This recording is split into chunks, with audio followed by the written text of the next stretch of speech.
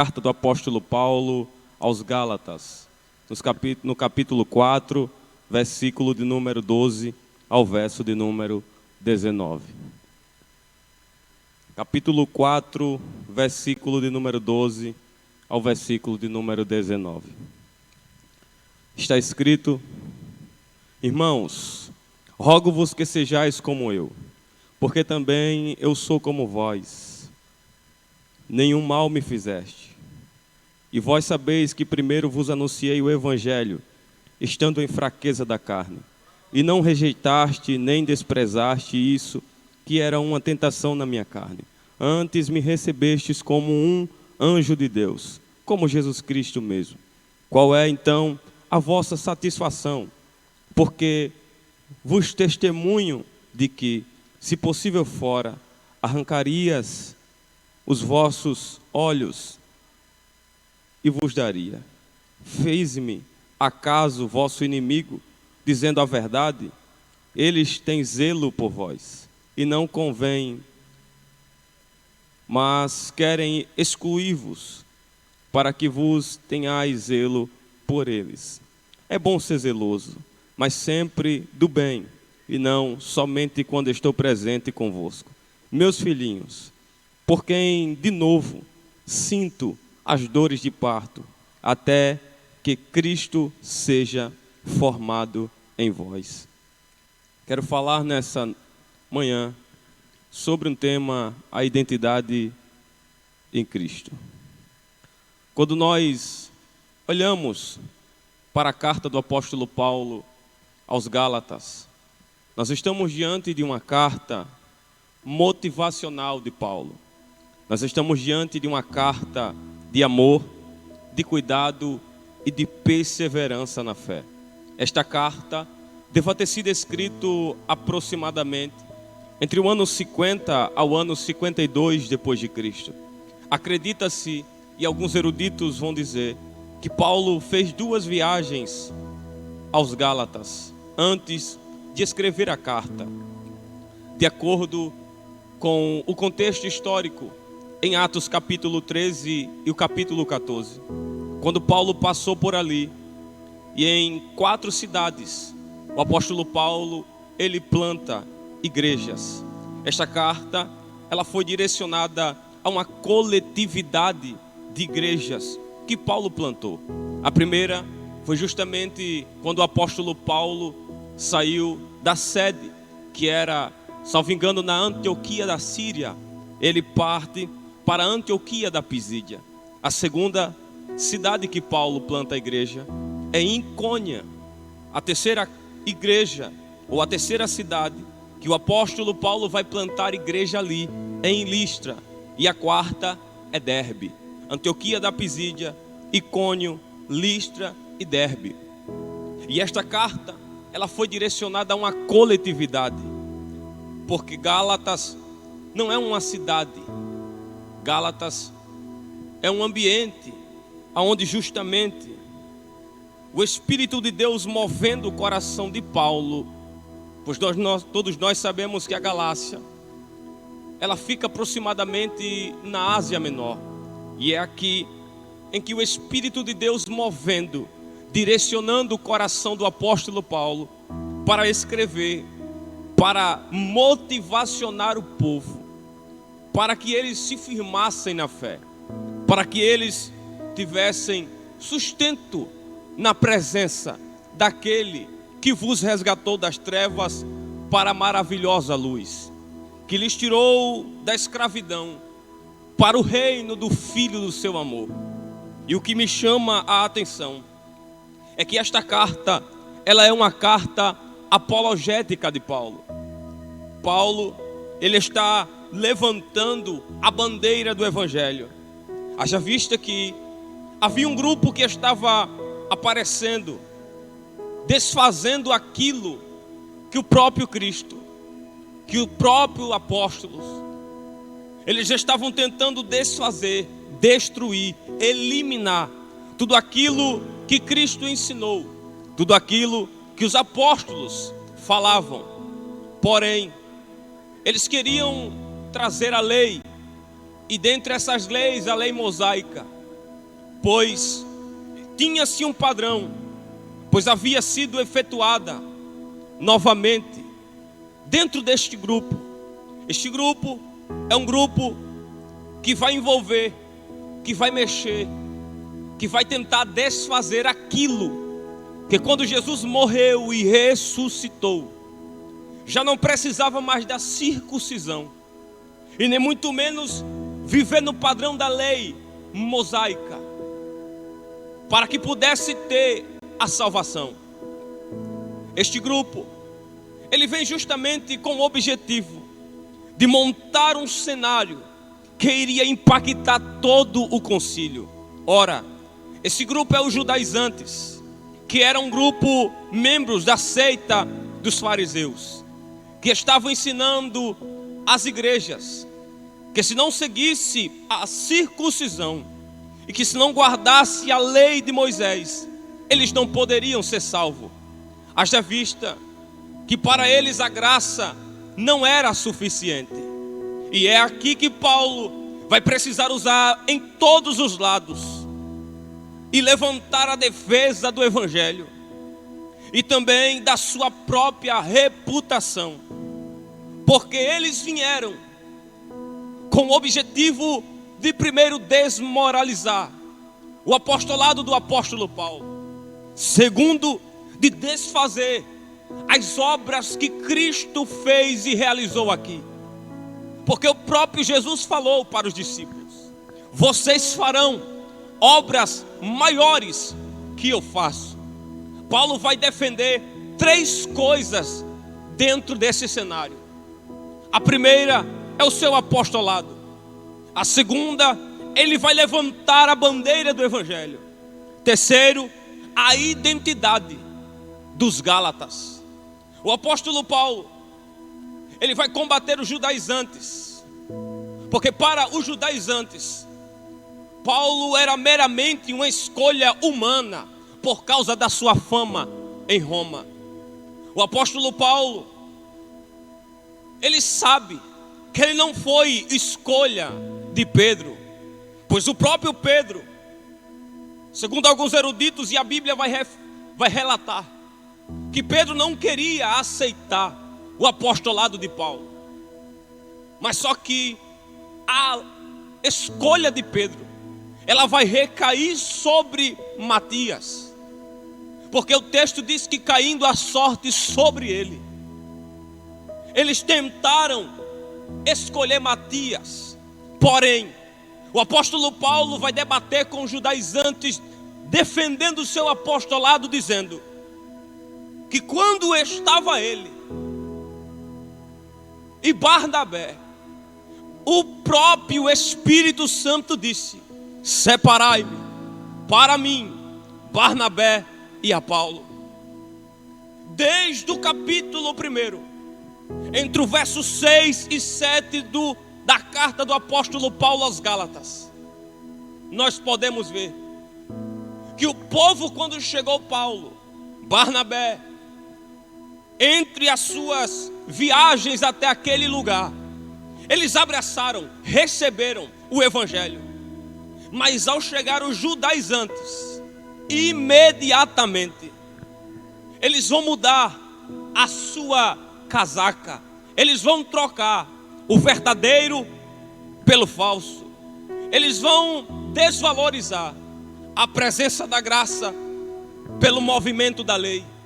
Eles vão escolher entre as coisas humanas e entre as coisas divinas. Eles vão desprezar o evangelho, porque quando Paulo chega com Barnabé, imediatamente foi abraçado, foi trazido para perto. Mas quando os judaizantes chegam com a intenção de destruir, de desfazer aquilo que Cristo fez enquanto estava aqui, o apóstolo Paulo sabia que eles tinham acabado de abandonar o verdadeiro evangelho por outro evangelho. E este outro significa no grego halos, que quer dizer outro. Você lembra quando Jesus, quando estava no Monte das Oliveiras, em João capítulo 14, ele estendendo a mão Atos também vai dizer, no capítulo 1 ao 8, que quando ele estava sendo assunto ao céu, Jesus havia dito um sinal para os discípulos: eu vou, mas não se turbe o vosso coração, porque quando eu chegar diante do Pai, eu rogarei para que Ele envie o outro Consolador. E este outro é halos, que quer dizer da mesma essência, da mesma natureza. Porém, a expressão halos é a mesma coisa da expressão héteros no grego, que quer dizer falso. Porque a única certeza é outro, halos. Héteros é algo que é imitado, falsificado. Era Paulo dizendo: vocês aceitaram outro evangelho, que não foi o evangelho que eu preguei, que eu ensinei, que eu falei para vocês, porque este outro evangelho que vocês aceitaram, ele é um falso evangelho, é de natureza fraca. Ainda que viesse um anjo do céu para a terra, pregasse um outro evangelho, ou uma nova inovação no evangelho, ele seria anátema, que quer dizer maldito. Por 2 vezes o apóstolo Paulo vai dizer no capítulo 1, entre o verso 6, 7 e 8, ele diz: se vier um anjo do céu e não pregar o que eu preguei, o que Cristo ensinou, despreza, é anátema, é maldito, é falsificado. Paulo está querendo dizer: nós não precisamos de inovação, porque não há outro evangelho fora do evangelho de Cristo. Não há outro ensino fora do evangelho de Cristo. Nós não precisamos de inovação no nosso meio. Os judaizantes continuaram. Hernandes Dias Lopes vai dizer no seu livro do Paulo, Herói da Fé, que segundo a história, que eles continuaram atacando Paulo, dizendo que Paulo foi uma escolha do homem. E ao mesmo tempo eles atacavam de todo lado o evangelho. E por mais que o apóstolo Paulo havia sido instruído, gerado dentro de um lar movido pela lei, por mais que ele tivesse sido enviado para Jerusalém para ser instruído aos pés e da mente mais extraordinária que era Gamaliel, o apóstolo Paulo não teve o que ele vai ter na Arábia dentro da sala teológica de Gamaliel. Paulo não terá o que somente o deserto da Arábia pode lhe ensinar. Ele disse: eu fui para o deserto da Arábia, e durante o período do deserto da Arábia, não foi homem que me ensinou, não foi Gamaliel, foi o Espírito de Deus. Ao invés de ir direto para Jerusalém, eu fui para a Arábia, porque antes de tudo é necessário aprender com o Espírito Santo no deserto da Arábia. Quando o apóstolo sai, se torna Paulo o inimigo dos judaizantes número 1, por apenas pregar a verdade. O pior é que os gálatas estavam se tornando insensatos, tolos, falhos. É por isso que Paulo vai dizer em 1 Coríntios, salvo engano, capítulo 15, verso 58, sede firmes e constantes. Eles estavam sem firmeza no evangelho. Ora queria Deus, ora abandonava Deus, ora abraçava o evangelho, ora se distanciava do evangelho. E é aqui em que Paulo vai começar o capítulo de número 3, dizendo: ó insensatos Gálatas, vocês desprezaram o evangelho por um outro evangelho falsificado, fraco. Mas me digam, vocês receberam o Espírito pelas obras da lei ou pela pregação da fé. É aqui que o apóstolo Paulo vai começar a defender a bandeira do Evangelho e tratar especificamente com a identidade dos Gálatas, que havia sido perdida. E é aqui que eu me lembro, na parábola, quando Jesus ensinando disse que um filho pediu a herança do pai, e quando ele pediu a herança do pai, ele partiu embora. Ao ir embora, ele abandona o conforto da casa do pai. Ao ir embora, ele perde privilégios que somente um filho pode ter. Primeiro, o abraço do pai. Segundo, a honra de estar dentro do palácio ou da casa do pai. Terceiro, ele tinha os privilégios de príncipe na casa. Ele tinha um anel, honra. Ele tinha os sapatos, que significava que ele não era qualquer escravo, não era qualquer um. Quando o filho toma a atitude de sair, de abandonar o verdadeiro pelo falso, o eterno pelo momentâneo, isso é extraordinário. Quando ele deixa a casa do pai, ele está perdendo a identidade de filho. É isso que os Gálatas estão fazendo. Eu me lembro quando em Atos capítulo 20, um moço chamado Eutico, caindo do terceiro andar para fora do culto, ele perdeu a identidade de quem estava dentro, passou a ter a identidade de quem estava fora. A primeira coisa que Paulo defende é o seu apostolado. Eu não fui escolha de homem, eu vi o próprio Deus, e desde o ventre ele me separou. Segundo, ele defende a bandeira do Evangelho. É por isso que Paulo diz em Romanos capítulo 1 e o verso 16: porque eu não me envergonho do Evangelho. E não é de outro Evangelho, é do Evangelho de Cristo. Paulo estava querendo colocar na mente dos Gálatas: nós não precisamos de inovação, nós não precisamos de coisas para atrair, só é a palavra da fé, só é o movimento da graça que salva, que restaura, que purifica o homem de todo pecado. Os Gálatas haviam perdido a identidade, estavam insensatos, tolos, sem saber, sem discernir entre o certo e o errado, entre o correto e qualquer outra coisa. É aqui que Paulo começa a dizer no capítulo 4.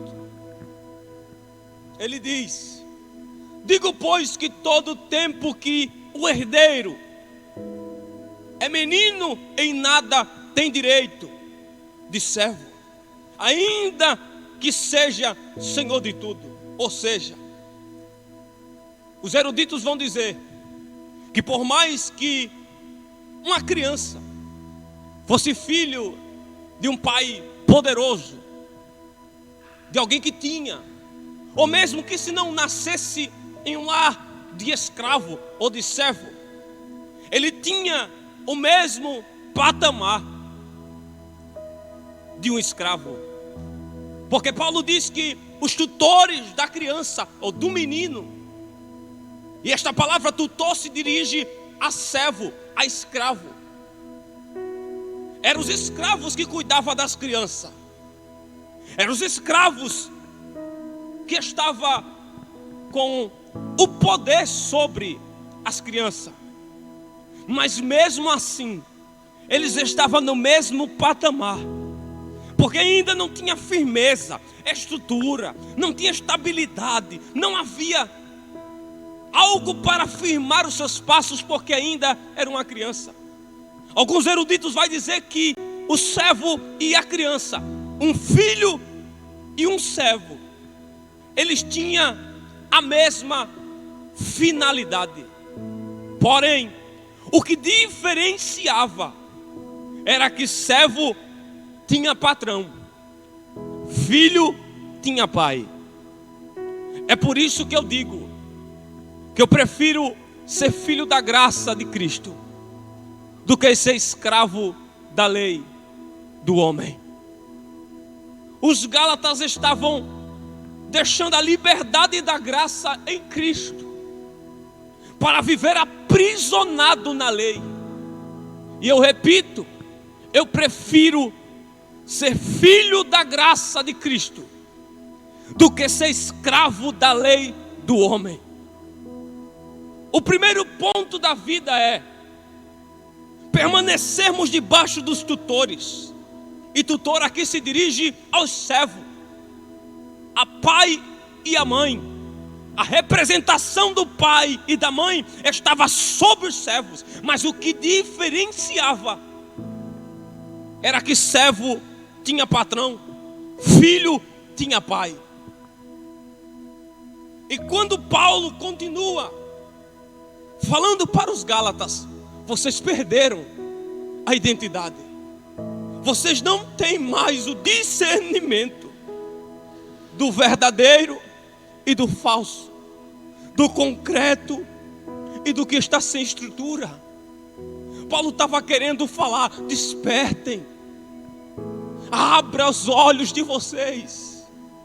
Os judaizantes não estão querendo abraçá-los, ele está querendo arrancar de dentro de vocês aquilo que na plenitude dos tempos Deus enviou o seu único filho, nascido de mulher, sob a lei. Paulo está trazendo a pessoa de Jesus, ou a união hipostática de Cristo, que é 100% homem e 100% Deus. Ele está dizendo: Deus enviou, e este enviou Ele tirou dele para colocar em vocês. Ele tirou dele para depositar em vocês o Espírito do seu Filho. Por duas vezes no capítulo 4, Paulo disse: Ele enviou na plenitude dos tempos. Ou seja, não precisa mais circuncidar, não precisa mais viver na lei de Moisés, porque houve alguém que na plenitude dos tempos subiu para o Calvário, mas não olhou para os nossos pecados, carregou o madeiro em 14 esquinas, foi zombado, foi chicoteado, mas ele não parou. E o que nos comprou, Pedro disse, não foi prata, não foi o ouro, mas foi o precioso sangue de Cristo na cruz do Calvário.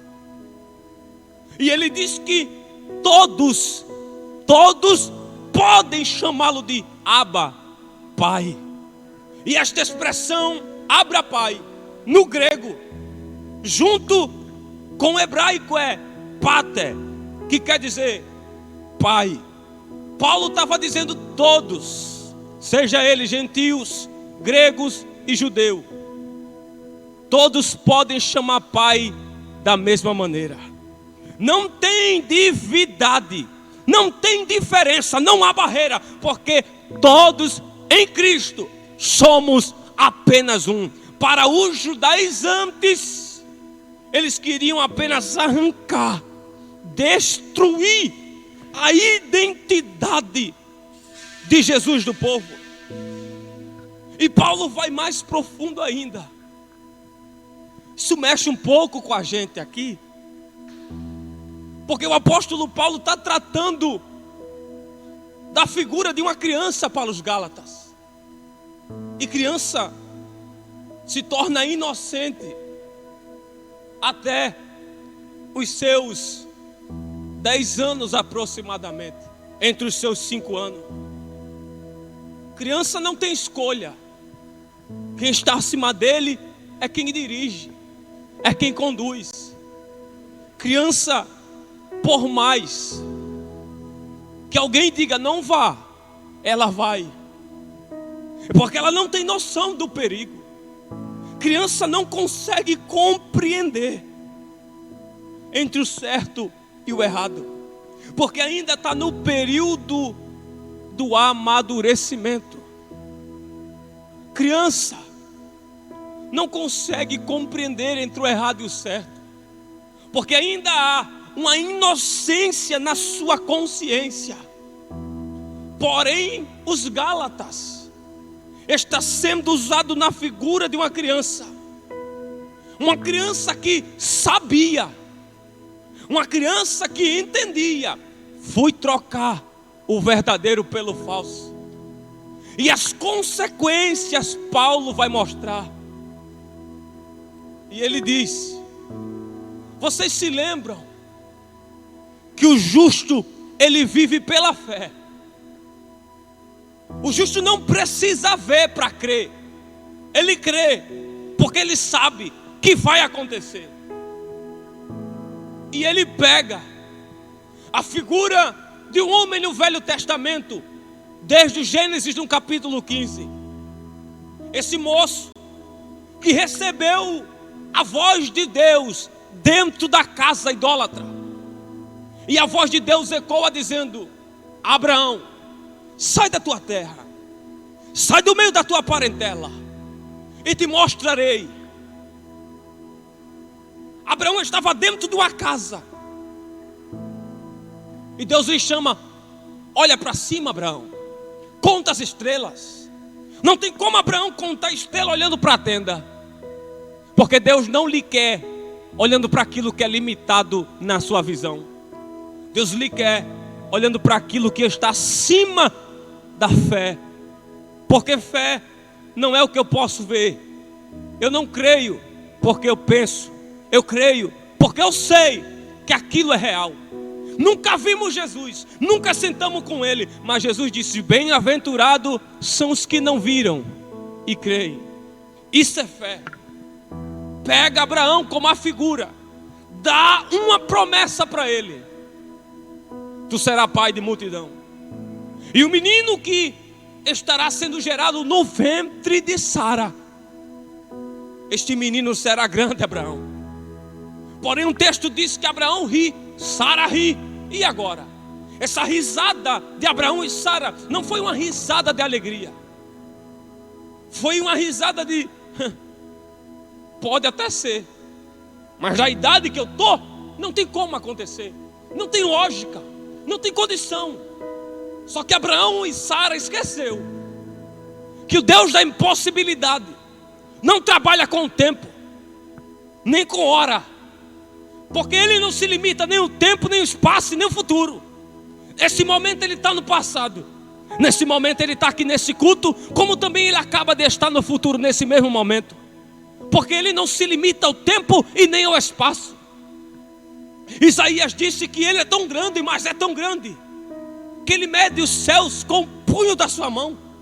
Isaías diz no capítulo 40, verso 12 em diante, que Ele é tão grande, que Ele pega as águas do oceano com a palma da sua mão. Abraão não compreendia. Aí Deus chega e diz: Abraão, o menino será Isaque, e sou eu que estou dando o nome. E agora quem vai rir não é você e nem Sara, quem vai rir sou eu. O menino nasce, e este menino, ele está sendo representado.